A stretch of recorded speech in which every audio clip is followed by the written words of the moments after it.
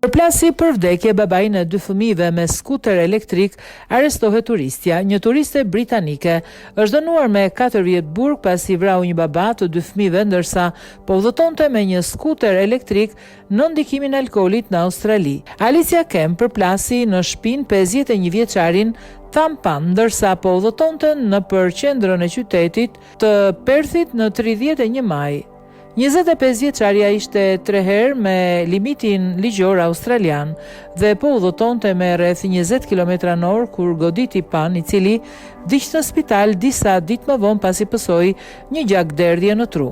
E diplomuara në psikologji ishte shumë e dhëura të mbrëmja, ajo mori me qira një skuter elektrik rreth orës 20:30. Sipas oficerëve, ajo ishte shoferja kryesore ndërsa shoqja e saj po udhëtonte ilegalisht si pasagjere.